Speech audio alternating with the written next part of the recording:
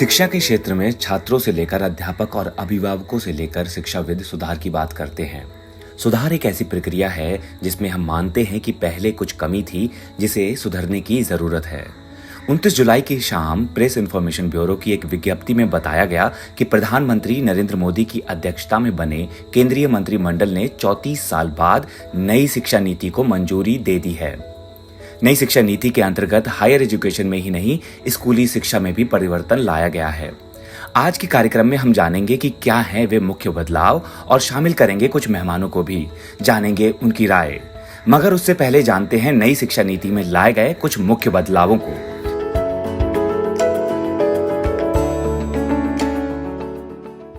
सरकार का उद्देश्य है कि 2030 तक स्कूली शिक्षा में 100% सकल नामांकन अनुपात मिले। 2 करोड़ से ज्यादा छात्र जो स्कूली शिक्षा के बाहर हैं, वे एक बार फिर मेन स्ट्रीम का हिस्सा बने। जहां पहले हम 10वीं और 12वीं के अंकों को मान्यता देते थे कॉलेज में एडमिशन के लिए, वहीं अब स्कूली शिक्षा से कॉलेज की शिक्षा को 3 भागों में बांटा गया है, 5+3+3+4। पहले के 3 साल आंगनबाड़ी में प्री स्कूल, कक्षा 5 तक फाउंडेशन कोर्स जिसके लिए एनसीईआरटी पाठ्यक्रम तैयार करेगी और छात्रों को कक्षा 5 तक उनकी मातृभाषा में ही पढ़ाया जाएगा। अंग्रेजी को कोई भी प्राथमिकता नहीं दी जाएगी। कक्षा 6 से 8 तक मिडिल स्टेज जिसमें छात्रों का रुझान जाना जाएगा और उनकी रुचि के अनुसार उन्हें अवसर प्रदान किए जाएंगे, जिसमें वे इंटर्नशिप करने के लिए भी पूरी तरह से स्वतंत्र होंगे। कक्षा 9 से लेकर 12 तक लास्ट स्टेज जिसमें किसी भी छात्र को उसकी रुचि, काबिलियत और असेसमेंट के आधार पर आगे बढ़ाया जाएगा। अब परीक्षाएं अमेरिकी मॉडल की तर्ज पर तैयार किए गए सेमेस्टर सिस्टम में होंगी, जिसमें छात्रों को साल में 2 बार परीक्षाएं देनी होंगी। तो ये थी जानकारी स्कूल लेवल पे लाए गए परिवर्तन के बारे में। अब चलते हैं हायर एजुकेशन की तरफ। अगर हायर एजुकेशन की बात करें तो 2018 में ओपन लर्निंग के साथ कॉलेज जाने वालों का ग्रॉस एनरोलमेंट रेशियो 26.3% था। नई शिक्षा नीति का उद्देश्य है कि 3.5 करोड़ सीट्स को बढ़ाकर इसे 50% तक पहुंचाया जाए, मतलब देश की आधी आबादी को 2035 तक कॉलेज पहुंचाया जाए। आपको बता दें कि मानव संसाधन विकास मंत्रालय की all India survey on higher education 2018 से 19 की रिपोर्ट के अनुसार देश में 993 विश्वविद्यालय हैं। इसके साथ ही 39,931 कॉलेज हैं और 10,725 स्टैंड अलोन इंस्टीट्यूशंस हैं। रिपोर्ट के अनुसार 39,931 कॉलेजेस में से 22% पब्लिक फंडेड हैं और 78% प्राइवेट कॉलेज हैं। और अगर बात करें हमारे देश में शिक्षा पर होने वाले खर्च के बारे में, तो 2018 से 19 की रिपोर्ट के अनुसार शिक्षा पर होने वाला खर्च लगभग 5.5 लाख करोड़ रुपए या जीडीपी का 3% था। जबकि नई शिक्षा नीति में सरकार ने ऐलान किया है कि केंद्र और राज्य सरकार शिक्षा में सार्वजनिक निवेश को जल्द से जल्द बढ़ाकर बजट के कुल 6% तक पहुंचाने का प्रयास करेंगी। अगर ऐसा होता है तो पब्लिक फंडेड संस्थानों की संख्या में बढ़ोतरी होनी चाहिए। नई शिक्षा नीति के अंतर्गत यूनिवर्सिटी ग्रांट कमीशन को हटाकर higher education commission of India की स्थापना की गई है। इसके बदलाव को समझने के लिए हम बात करेंगे अपने मेहमानों से, पर उससे पहले जानेंगे कि कॉलेज की शिक्षा में क्या बदलाव आया है।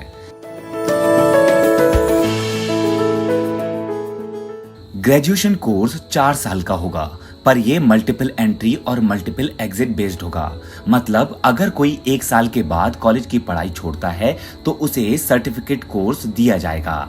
2 साल की पढ़ाई पूरी करने पर डिप्लोमा, 3 साल की पढ़ाई करने पर बैचलर की डिग्री और 4 साल का कोर्स पूरा करने पर बैचलर डिग्री रिसर्च एक्सपीरियंस के साथ दी जाएगी। देश में एकेडमिक बैंकों की स्थापना की जाएगी जो छात्रों को लोन मुहैया कराएंगी। अब चलते हैं कार्यक्रम में हमारे मेहमानों के पास और जानते हैं उनका क्या कहना है इस नई शिक्षा नीति को लेकर।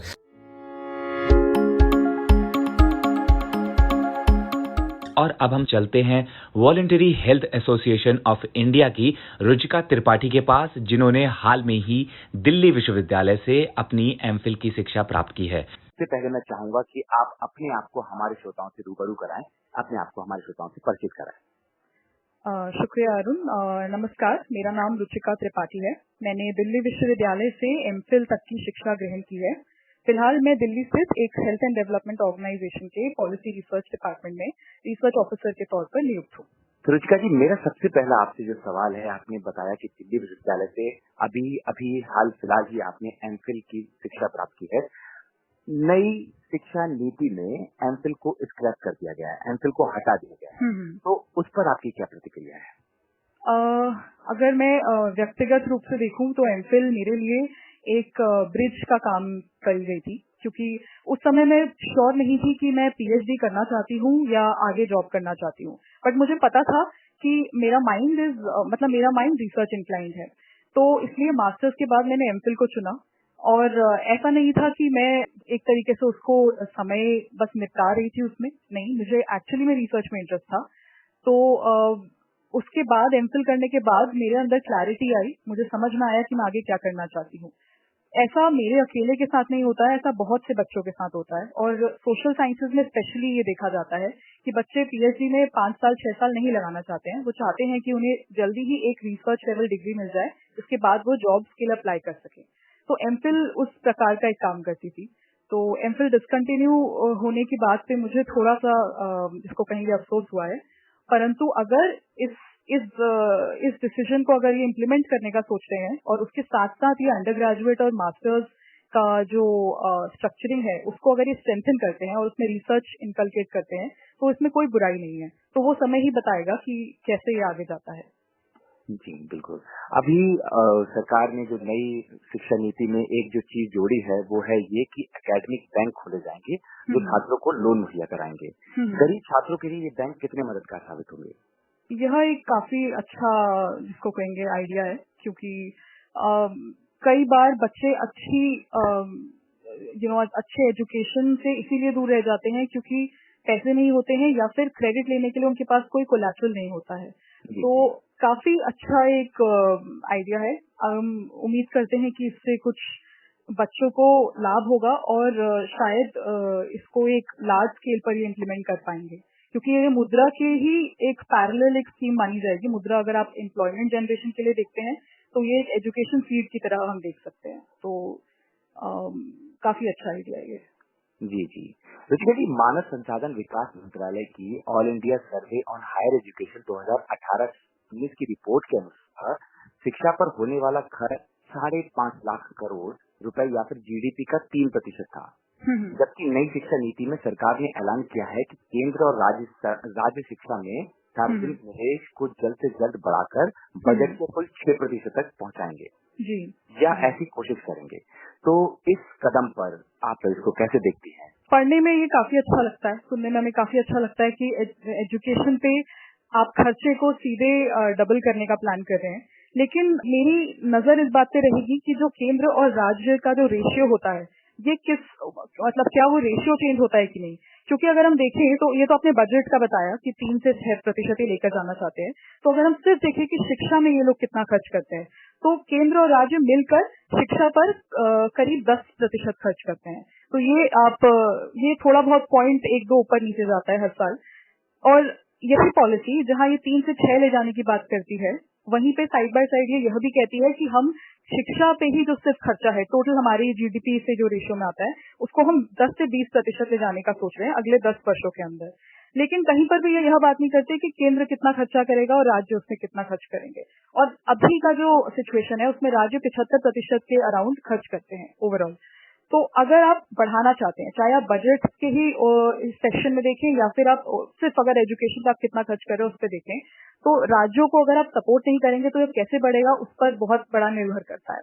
तो मेरी तो यही नजर रहेगी कि अगर आप कह रहे हैं कि आप बढ़ाना चाहते हैं तो आप कितना उस पर सपोर्ट डायरेक्टली कर रहे हैं और कितना आप इनडायरेक्टली से सेंट्रली स्पॉन्सर्ड स्कीम्स के थ्रू करने वाले हैं, तो देखना पड़ेगा ये। अंत में आप पूरी शिक्षा नीति को, पूरी नई शिक्षा नीति को किस तरह से देखती हैं? अगर आसान भाषा में हमारे जो श्रोता हमें सुन रहे हैं उनको आप क्या कहना चाहेंगे? सैद्धांतिक तौर पर SDG 4 से संरेखित है हमारी नवीनतम नीति और बहुत ही सराहनीय पहल है, क्योंकि हम पिछले कितने वर्षों से आप देखिए कि हम चाहते थे, जब आप और मैं स्कूल में थे हम हमेशा से सोचते थे कि काश हम अपना पसंदीदा सब्जेक्ट जो एक स्ट्रीम में है और एक दूसरा सब्जेक्ट जो हमें कहीं और, शायद हमने दोनों एक साथ पढ़ पाए। क्योंकि 11th के बाद मैं नहीं मानती कोई ऐसा बच्चा होगा जो सोचता होगा कि जो मुझे आज 5 सब्जेक्ट में पढ़ रहा हूँ मैं यही पढ़ना चाहता था और मैं और कुछ नहीं पढ़ना चाहता था। तो उस तरह से यह एक तरीके से शिक्षा को एकीकृत करते हुए और उसके बावजूद एक नम्य आकार देने की बहुत ही सराहनीय पहल है। और अब देखेंगे कि इसको यह किस प्रकार इम्प्लीमेंट करते हैं, बिकॉज वही सबसे बड़ी चीज होती है। और मैं तो personally as a student, as a researcher welcome करती हूँ इस पॉलिसी को। तो या तो रुचिका जी इस पूरी नई शिक्षा नीति का स्वागत करती हैं। हमारे साथ जुड़ने के लिए रुचिका जी बहुत बहुत शुक्रिया। हम आपके बहुत शुक्रगुजार हैं। धन्यवाद। धन्यवाद।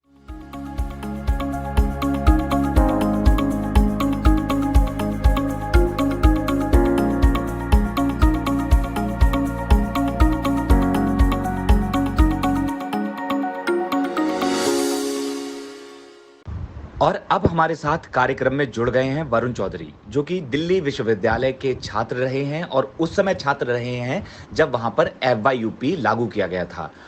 अब हम वरुण जी से जानेंगे कि आज जब नई शिक्षा नीति के अंतर्गत नए तरीके से इसको लागू किया गया है तो उस पर उनका क्या कहना है। जो ये इस नई शिक्षा नीति आई है, जो सरकार ने निकाली है, ये लगभग 60 पेज का ड्राफ्ट है जो अभी हमें अवेलेबल हुआ है और इसमें कहीं पूरी डिटेल जानकारी नहीं है जिससे कि हम इसका पूरा आकलन कर पाएं। लेकिन जितना भी हमने पढ़ा है उसके हिसाब से मुझे लग रहा है कि जो FYUP में चीज़ें थी कि ग्रेजुएशन कोर्स 4 साल का हो गया है, कोर्स के बीच में आप एग्जिट और इन कर सकते हैं, वो सेम चीज़ें। तो कहीं ना कहीं ऐसा लग रहा है कि 70-80% चीज़ें FYUP की ही इन्होंने कॉपी कर बस उसको एक नए नाम पे प्रस्तुत कर दिया है।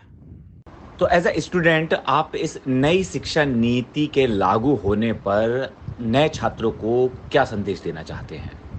मैं संदेश तो ये देना चाहूँगा कि अभी थोड़ा धीरज रखें और जो हमें FYUP के समय पे भी कुछ कठिनाइयाँ आ रही थी उसके लिए मैं बस यही आशा करूँगा कि बच्चों को तो मैं क्या ही इसके लिए बोलूँ, मैं जो एडमिनिस्ट्रेशन है यूनिवर्सिटीज़ का उनके लिए बहुत बड़ा भी मुझे लगता है चैलेंज होगा इसको एकदम से इम्प्लीमेंट करना।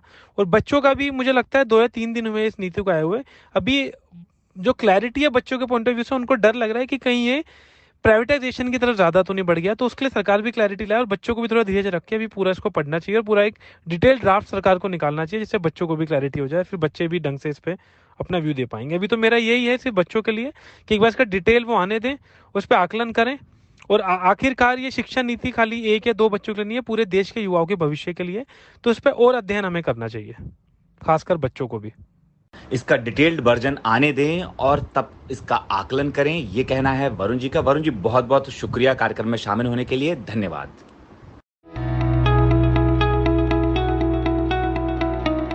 दीपांशु जी कार्यक्रम में हमारे साथ जुड़ने के लिए बहुत बहुत शुक्रिया।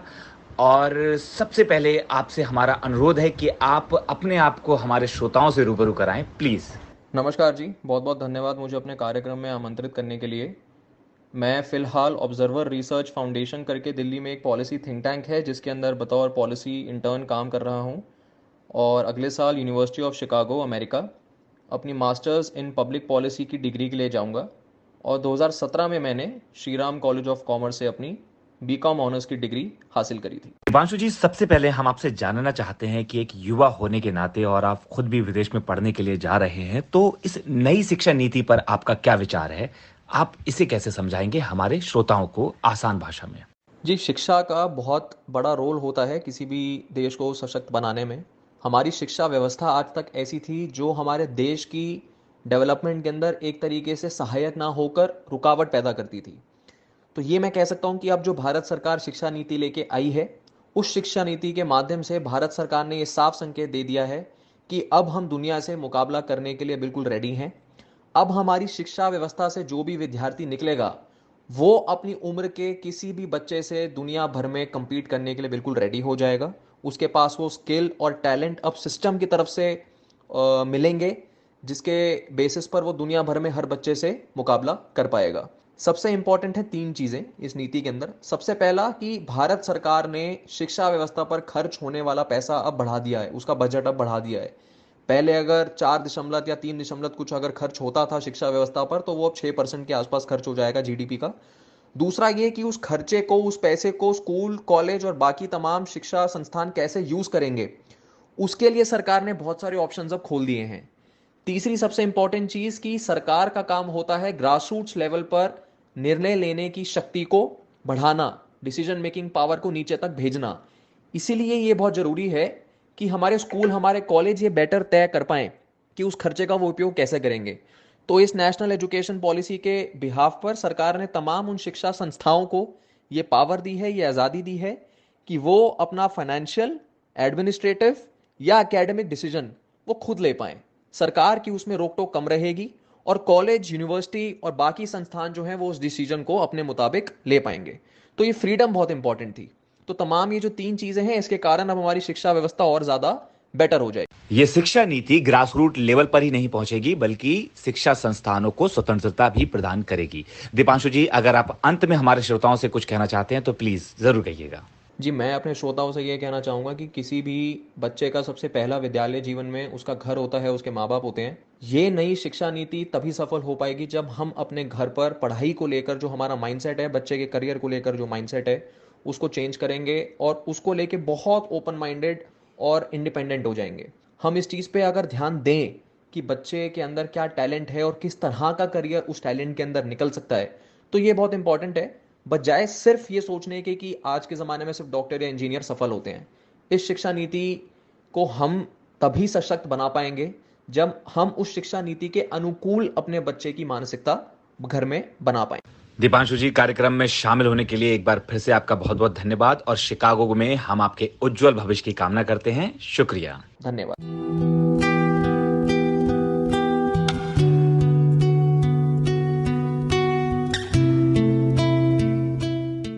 जैसा कि कार्यक्रम की शुरुआत में ही मैंने बताया था कि अभिभावकों से लेकर के शिक्षाविद तक हमारी शिक्षा में सुधार की बात करते हैं और इसी कड़ी में आज नई शिक्षा नीति पर बात करने के लिए हमारे साथ जुड़े हैं शिक्षाविद संजीव राय। संजीव जी, नई शिक्षा नीति के ड्राफ्ट के समीक्षा के साथ साथ आप अफगानिस्तान और कतर की शिक्षा व्यवस्था के साथ भी जुड़े हुए हैं। संजीव जी, कार्यक्रम में आपका बहुत बहुत स्वागत है। मैं आपसे सबसे पहले जानना चाहता हूं कि ये जो स्कूल सिस्टम में सेमेस्टर सिस्टम लाया गया है उसको हमारे श्रोताओं को कैसे आसानी से समझाया जाए। सेमेस्टर आप कह सकते हैं, लेकिन स्कूल में बेसिकली सेमेस्टर का क्या है, पहले भी बहुत सारे स्कूलों में मंथली टेस्ट, क्वार्टरली टेस्ट है ना, वो चलते रहते थे। कुछ साल पहले तक तिमाही परीक्षा और छमाही परीक्षा और फिर वार्षिक परीक्षा का प्रावधान था।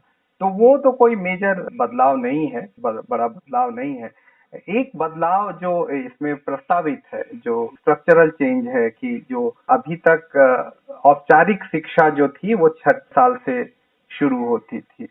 अब इसमें इस राष्ट्रीय शिक्षा नीति 2020 में ये कहा गया है कि ये 3 साल, जो पहले आंगनवाड़ी में बच्चे जाते थे, जब 3 साल की उनकी उम्र हो जाती थी तो 3 से 6 साल तक वो अनौपचारिक शिक्षा के लिए आंगनवाड़ी में जाते थे और फिर कक्षा 1 में प्रवेश लेते थे। तो अब जैसा अभी बहुत सारे निजी स्कूलों में रहता है कि पहली में जाने से पहले वो 3 साल की शिक्षा, जो नर्सरी, LKG, UKG का सिस्टम है, तो उसकी बात हो रही है कि वो 3 साल जो आंगनवाड़ी में बच्चे जाते थे वो 3 साल और कक्षा 1 और 2 ये 5 साल। तो यही 5+3, फिर तीसरी, चौथी, पांचवी 3 हो गया और फिर 5वीं से 8वीं +3 हो गया और 8वीं के बाद 12वीं के 4 साल +4 हो गया।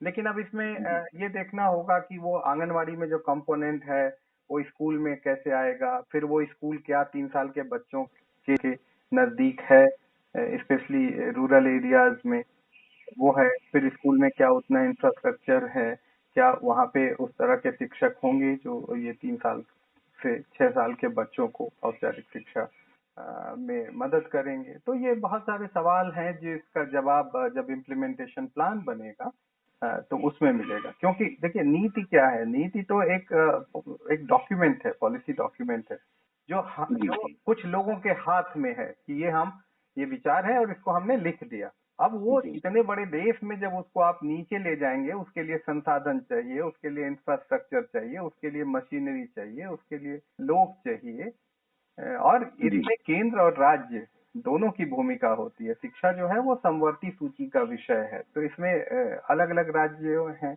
विविधता है देश में, तो उसमें कैसे ये चीजें सेप लेंगी वो देखने वाली बात होगी। लेकिन ये कोई अभी 1-2 साल में ऐसा हो जाएगा, इतना जल्दी पूरे देश में नहीं हो पाएगा, तो इसमें सालों लगेंगे।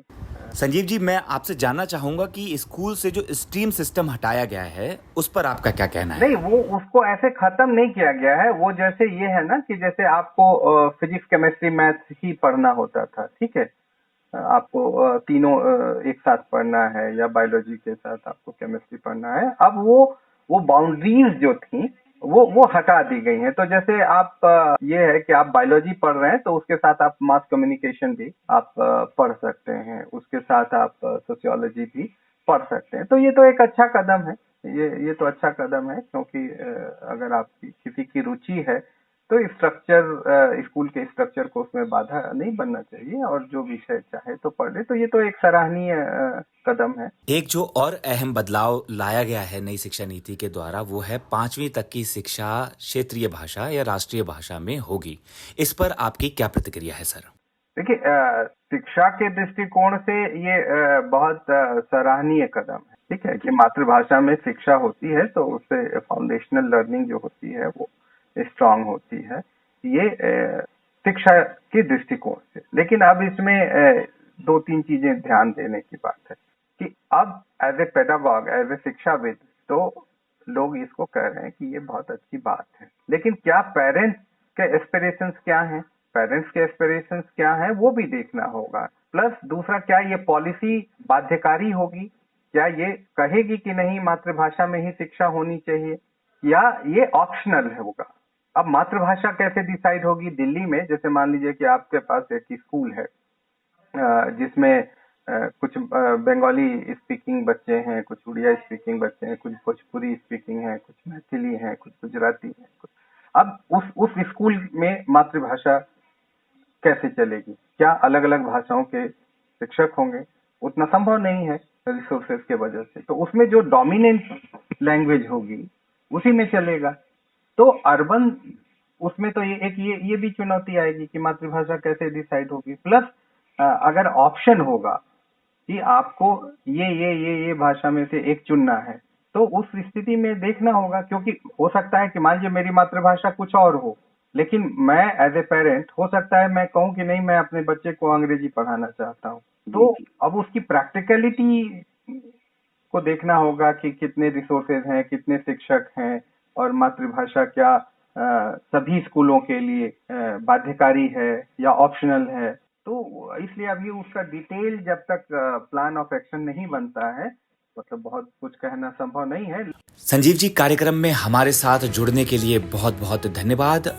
तो श्रोताओं, ये थी चर्चा नई शिक्षा नीति पर, जिस पर भाग लिया ऋचा राज ने, रुचिका त्रिपाठी ने, वरुण जी ने, दीपांशु ने, और हमें अंत में इसको और भी गंभीरता से समझाया संजीव राय जी ने। छात्रों से लेकर अध्यापकों तक और अभिभावकों से लेकर शिक्षाविदों तक कहीं ना कहीं हम देख रहे हैं इसको लेकर के लोगों में राय बटी हुई है। इसके सकारात्मक पहलू भी हैं, तो लोगों के बीच में इसको लेकर के अभी भी असमंजस बरकरार है। जबकि लोग सरकार की नई नीति के अनुसार शिक्षा पर बजट का 6% खर्च करने को बहुत ही सकारात्मक पहलू मान रहे हैं। जैसा कि संजीव राय ने कहा कि इसे नीति में बनाना एक अलग बात है और इसे सही में लागू करना सरकार के लिए अलग चुनौती होगी। पर सरकारों का ध्यान स्वास्थ्य के साथ शिक्षा पर भी जाए, यही हमारी कामना रहेगी। और ये नीति देश में एक नई तरीके की शिक्षा लेकर आए जो सभी को समान शिक्षा प्रदान करे, यही हमारी कामना रहेगी। आप सुन रहे थे अपना रेडियो 96.9 FM। मैं अरुण पटेल अब विदा लेता हूँ अपनी प्रोड्यूसर फरजीन चौधरी के साथ। नमस्कार।